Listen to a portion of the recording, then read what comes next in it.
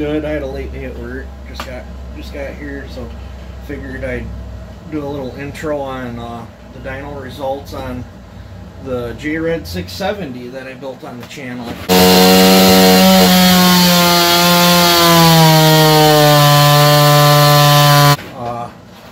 It did pretty good. Is there more in this saw? I would say there could be more in one of these builds. I didn't build this one as a high ring dinger. I built it as a work saw, as just a super duper grunter, get the job done. Well,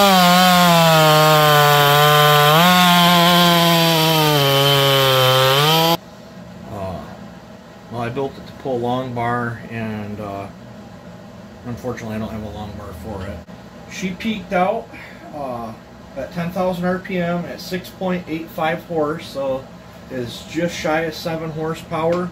Is there 7 horsepower capable of one of them? Absolutely. I firmly believe there's probably 7.5 capable out of one of them. Especially, you know, I went real mellow numbers on this. It's like 100 on the exhaust. It was 22 degrees of blowdown, and I think it was 80 or 160 degrees of intake timing on it. Trying to think, I did a pop-up, I did a chamber cut, I did a base cut. It's got massive, I opened the lowers up absolutely massive in it. First time around I did do lungs. I took the lungs back out, filled them with JB weld, and turned it into an oval, and I went back into it.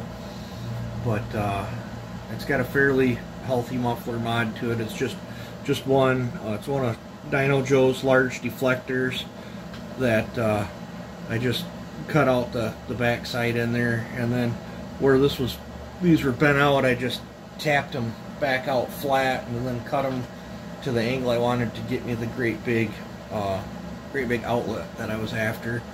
So this thing's 100, 122, 80 for the numbers, and I believe I'm at 30,000 squish, and I'm gonna have to throw a rewind rope in it there.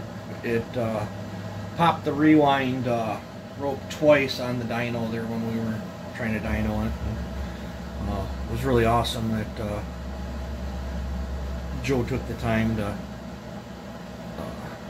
you know, we fixed the rewind in just a matter of a couple of minutes, and then I think we got 2 pulls on it and it popped again and we had to fix it again. So it's got a super duper short pull rope on it now, but we did manage to get our dyno run done. So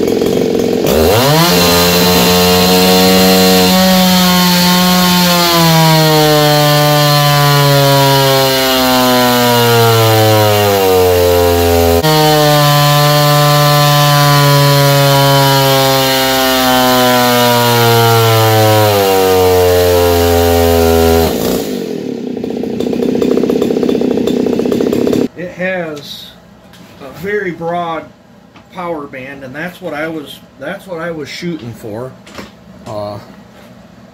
As you can see, you know, like from right here to right there, 7,200 to 10.4, it really don't drop much. So I'm very happy with it. This saw is an absolute hoot to cut with, pulls chain like mad. Tons of torque. It's just a very cool vintage saw to go out and cut firewood with. The only complaints, the 2 complaints I have on this saw would be the front fed chain tensioner. Absolutely hate them, and its outboard clutch. That's the only two flaws that I can find with the saw. Other than that, it's absolutely a phenomenal saw to cut with. Freaking love it. I think a little shorter pod for in the woods might be a little nicer. And I didn't do this. These fire department saws come with this whole cutter. These cutter's edge comes with that. I think it's a short stack chrome filter that it comes with. This had a pod on it when I got it. I did reshape the cutter's edge. I don't know, velocity stack, whatever you want to call it. I made it look like a velocity stack instead of leaving it just a straight hole. I turned it into a velocity stack. But yeah, I'm very, very happy with it. Love the saw. I have another one of these. That's not the firefighter version. It is just the plain Jane version. I don't think it's a champ. You know, it'd be cool to have a champ too, but that needs the case split and bearings and all that good stuff in it. I think when I build that one on the channel, we'll go with a different set of numbers. Go totally different spectrum than I did on this one, and we'll see what happens. I built this one for a luggin and an uggin, and maybe we'll turn the other one into a ring zinger, and then I'll have two Johnnies that cover both aspects of it, and then we can get that over to Joe's Dyno. I mean, I might even convert it to a 272 top end, and we might even go a little harsher. This is still all the smaller bore. I don't know, what is it, like 66 cc's or something like that. It's not a big bore or nothing. It's the factory small bore, 670 cylinder, nothing. You know, I didn't do a 272 conversion kit on it or nothing. The saw is still all J-Red, and that's what I was after. The other one, seems I've got one all J-Red one. The other one we can experiment a little bit with. If we got to put some Husky stuff in it, we can put some Husky stuff in it. I'll be fine with it. I'm not up on the Johnny Reds, but it'd be cool if there is a 272 version of the saw that I could find a top end for and keep it all Johnny. That would be awesome, but I don't know if there is or not. I'm really not up on any of the 2 series saws. I know you can swap a lot of parts in between them, and I believe this saw falls in category of the 2 series Husqvarna saws. But the thing I like about this has the trouble-free rubber boot versus that stupid intake block that Husqvarna went with, and they're just plagued with intake leaks. I've seen tons of them over the years. This thing, from what would be a good, like, let's say 6 horsepower, 7,000 RPM, 6 horsepower, and it held 6 horsepower all the way to 10,750. It was close to a 5.58, but at 10,500 it was 6.28. So,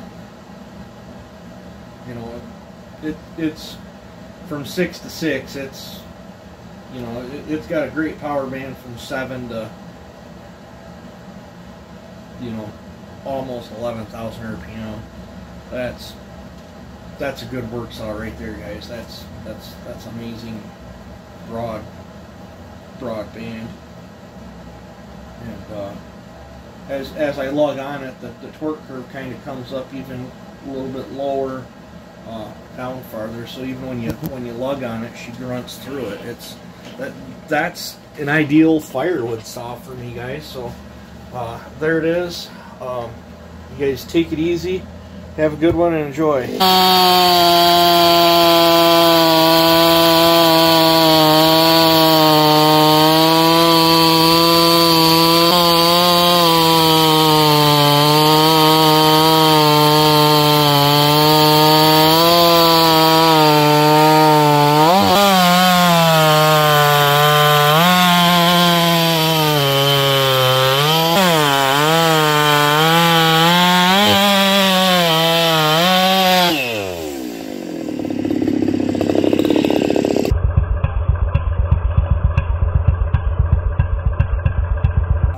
like it.